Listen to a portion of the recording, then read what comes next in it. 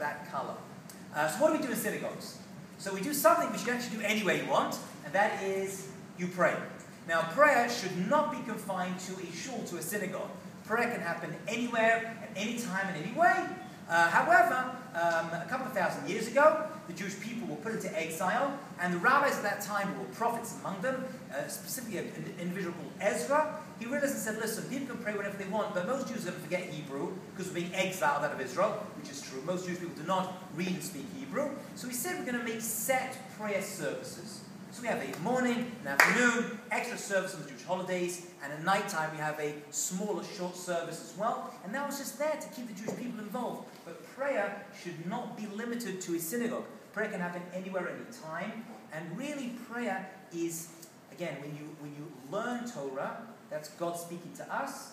And when we pray, that's us speaking to God. So there's a two-way communication the Jewish people have with God. Right? One-way communication is a dictatorship, it's not a relationship. Any relationship has to have two-way communication. And prayer has always been the secret tool of the Jewish people. It's a very powerful thing. We believe very strongly that it works and is always answered. Sometimes the answer is yes, and sometimes the answer is no.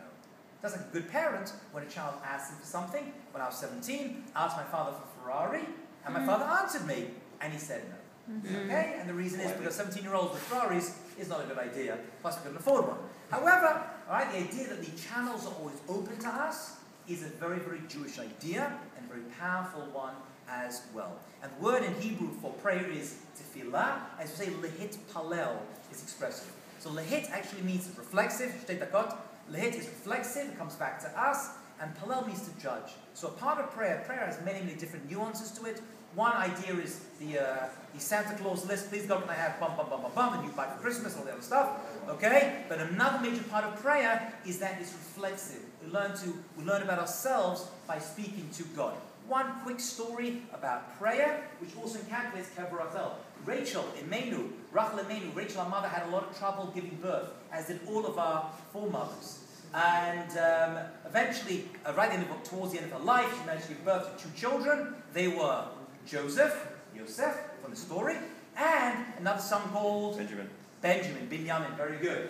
And she died right after that, and she was buried in this place just outside Yerushalayim, outside Jerusalem. There is a custom to this very day that people who cannot have children go to this location and they pray until the prayer books are wet with stains, and they say they're not praying to Rachel, right? But you pray in the merit of Rachel in this holy place that God should answer them.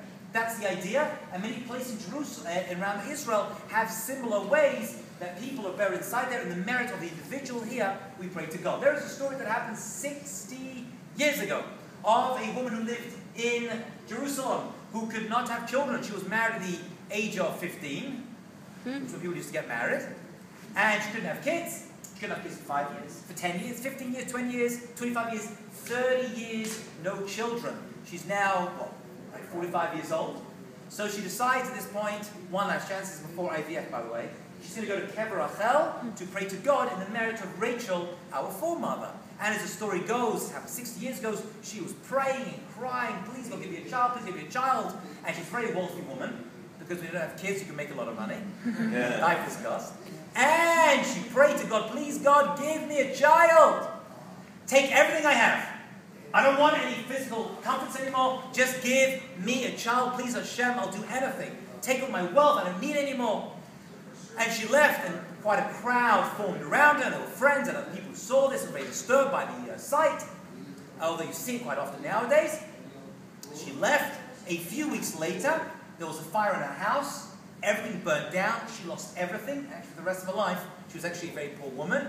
And a few months later, she fell pregnant with a child at the age of 45, 60 years ago. And she went full term, and she gave birth to a lovely baby girl, who she named Rachel. And this woman, right, moved from Israel. She grew up in Israel. She got married. She had 3 kids, of which I am the youngest.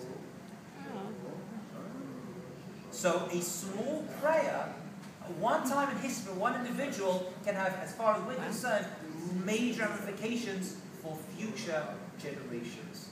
Okay, so prayer, once again, is not limited to synagogue. Any time a person feels a little embarrassing sometimes, a person should open their heart. We never know the power. And that is a good introduction to Tsfat, which is considered one of the holy places where prayer takes place. And actually what makes Tsfat so holy is the Torah that was studied here and the prayers that were done here. So the place itself becomes holy. Kadosh, as we said, that means separate, distinct, apart, and elevated. And as well as that, the prayer and the Torah makes the place that we are in. Okay, we're going to stop over there.